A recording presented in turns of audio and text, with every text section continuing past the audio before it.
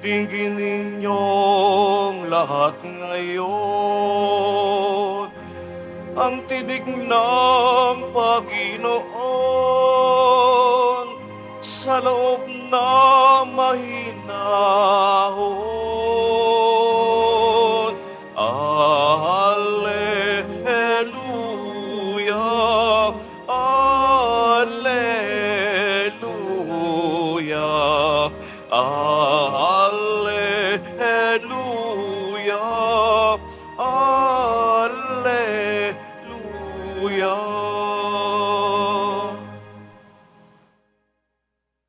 Sumainyo ang Panginoon. At sumairi. Ang mabuting balita ng Panginoon ayon kay San Mateo. Papuri sa iyo, Panginoon. Noong panahong iyon, nang makita ni Jesus ang makapal na tao sa kanyang paligid, iniutos niya sa mga kasama na maghandang tumawid sa ibayo. Nilipitan siya ng isang iskriba at sinabi sa kanya, "Guro, susunod po ako sa inyo, saan man kayo pumaroon." Sumagot si Jesus, "May mga lungga ang mga asong gubat, at may mga pugad ang mga ibon. Ngunit ang anak ng tao'y wala man lamang matutulugan o mapagpahingahan." Isa naman sa mga alagad ang nagsabi sa kanya, "Panginoon, pari po bang umuwi muna ako upang ipalibing ang aking ama?" Ngunit sinabi ni Jesus, "Sumunod ka sa akin at ipaubaya mo na sa mga patay ang paglilibing sa kanilang mga patay." Ang mabuting balita ng Panginoon. Pinupuri ka namin, Panginoong Hesukristo. Magsiupo munang lahat. Isang mapagpalang araw po sa inyong lahat. Purihin po natin ang ating Pong Hesus Nazareno. Nasa Lunes tayo ng ika-13 na linggo sa kaniwang panahon ng pangalang taon ng ating pagdiriwang. Ang atin pong tema ay pagsunod sa Panginoon. Pagsunod sa Panginoon. Sa 727 kalibo ka mga salita sa buong Biblia sa tinatawag na New International Version, mayroong 25 kabises na naulit ang pagsunod sa Panginoon sa Biblia. Sa salitang Hebreo, ang pagsunod, lemake. At sa New Testament, dahil nakasulat sa Koinoko na Griego, ito naman ay diana akoloti.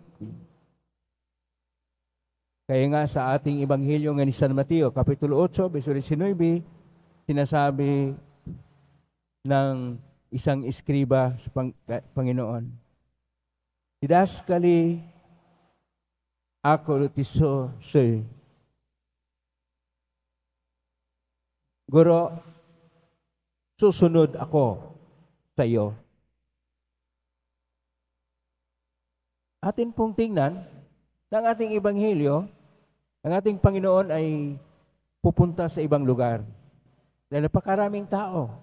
Gusto niya ng isang tahimik na lugar. Susunod itong iskriba. Ano po yung mga iskriba? Ang mga iskriba, ito po yung doktorado tungkol sa tinak. Ang tinak ay Biblia. Tinak ay mula sa salitang Torah, ito yung tradisyon ng mga kautusan, limang libro ni Moises. Ang na ay nabiim, aklat ng mga propita, at ki ay kitubim, aklat ng mga karunungan at mga awit. Susunod sa Panginoon na isang ordinaryo na karpintero ang ating Panginoong Hesus, ang isang doktorado tungkol sa Biblia, tungkol sa mga karunungan, tradisyon na may komentaryo na tinatawag na Talmud at iba pang mga karunungan na kung ating tingnan, bakit ang isang pantas ay sumunod sa isang ordinaryo na manggagawa. Pero,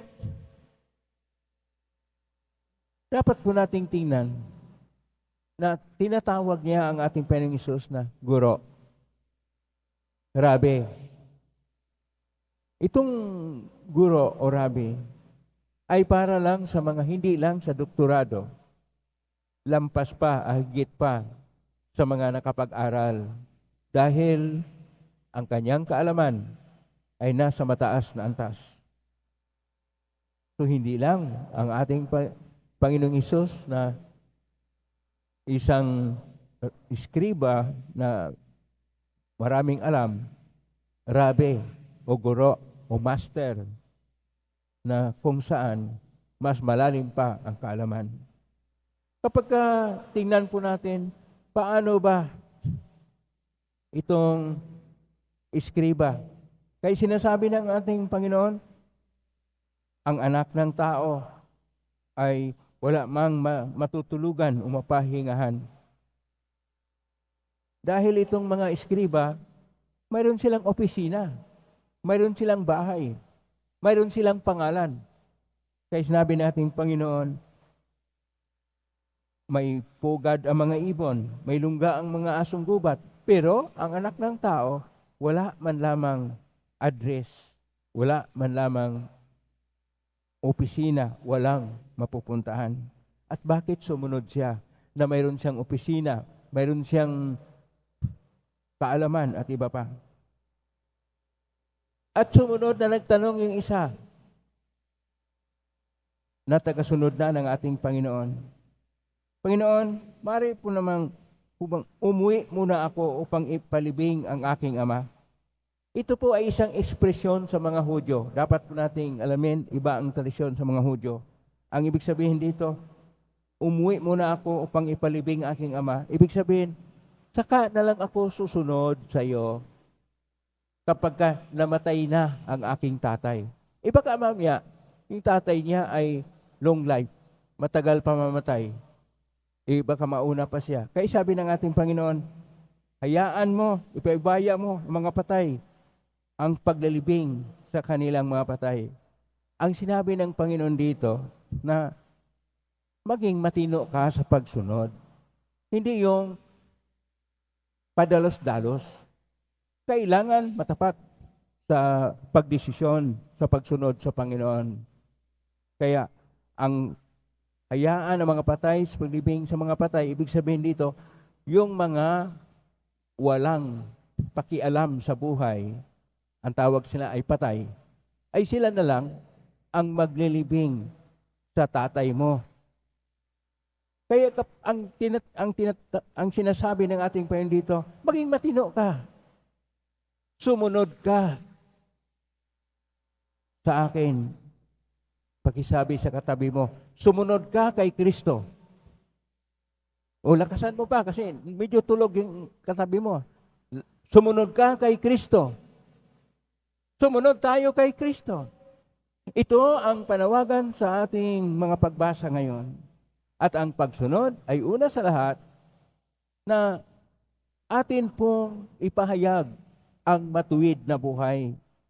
Kaya ang ating unang pagbasa na mula sa aklat ni Propeta Amos, Kapitulo 2, 6 hanggang 16, sinasabi, huwag niyong tularan ang mga krimen na ginagawa ng mga Israelita na ang mga mahirap binibinta na lang sa ginagamit na tsinelas o dili kaya sila ay nag-inuman na lang doon sa bahay ng Diyos o gumagawa ng masama ang tatay at ang anak. Nakalimutan nila na sila'y pinalaya mula sa pagkaalipin sa Ehipto at ginagawa ng Diyos ang lahat upang sila'y maging bayan. Kaya kinakailangan sa pagsunod ng Diyos Ayon pa sa ating Salmo 49, versikulo 22, ang tinig ng Diyos ay dapat ating dinggin. Ayon pa sa aklat ng Deuteronomio, Kapitulo 3, verso 4, ang pagsunod ng Diyos ay una sa lahat ang pagkaroon ng takot sa Diyos. Pangalawa, ang pagtalima o pagsunod sa kanyang mga kautusan. Pangatlo, ang pagkinig sa kanyang tinig. Saan po ang tinig ng Diyos? Sa ating mga konsensya, sa ating mga puso, sa ating mga kaluluwa, sa kaibuturan ng ating pagkatao. Ang panglima,